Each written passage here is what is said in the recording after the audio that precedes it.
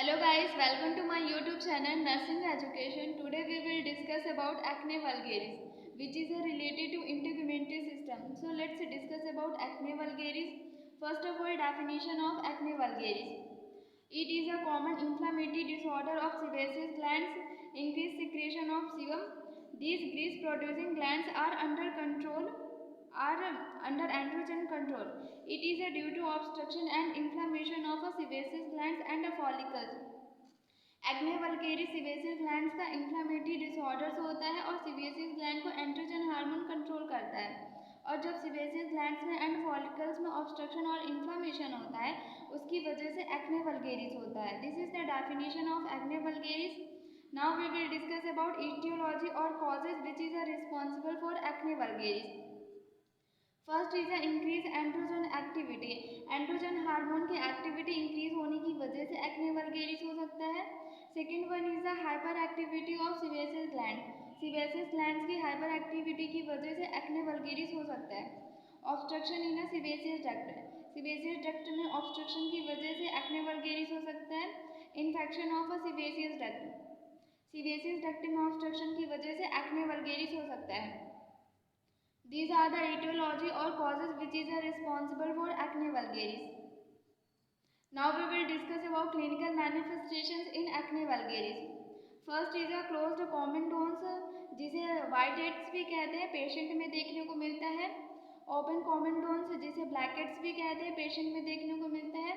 Papules, पॉस्ट्यूल्स, nodules patient में देखने को मिलते हैं। ऑयली स्किन हो जाती है। डीप स्कैनिंग देखने को मिलता है। These are the clinical manifestations in acne vulgaris.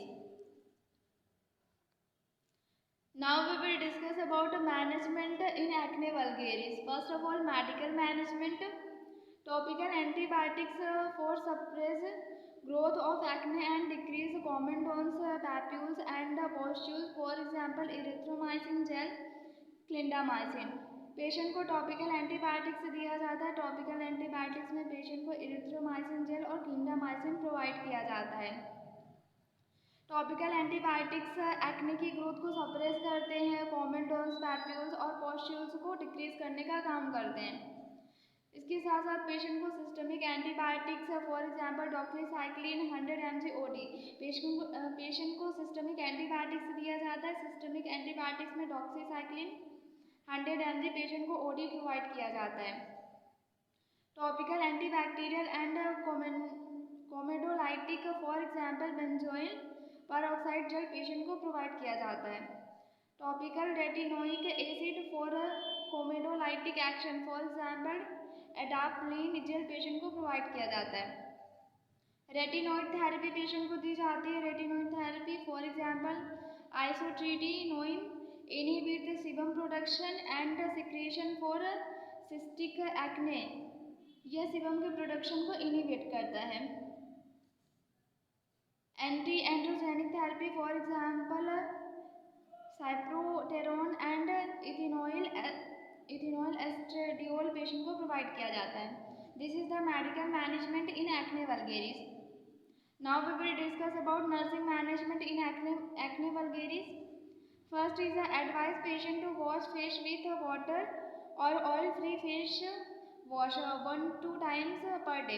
Patient को एडवाइस करना है कि वो वाटर से फेस वॉश करे और ऑयल फ्री फेस वॉश का दिन में 2 बार यूज़ करें। Do not squeeze prick the acne. Acne को स्क्वीज नहीं करना है और प्रिक नहीं करना है। Do not scrub the face while washing. Washing के टाइम पे फेस को स्क्रब नहीं करना है। Do not use excessively oily cosmetics. Oily cosmetics का यूज़ नहीं करना है। Encourage for balance diet and avoidance of food believed to acne. Patient को इंकरेज करना है बैलेंस डाइट लेने के लिए और अवॉइड करने के लिए उन फूड को जिनसे एक्ने हो सकता है। Inform patient about side effect of systemic antibiotics है। सिस्टमिक एंटीबायोटिक्स के क्या साइड इफेक्ट हो सकते हैं पेशेंट को बताना है। Avoid hot beverage and spicy foods. Patient को hot beverage and spicy foods avoid करने के लिए कहना है। This is all about acne vulgaris. Thank you so much. If you like my video then like, subscribe and share my channel.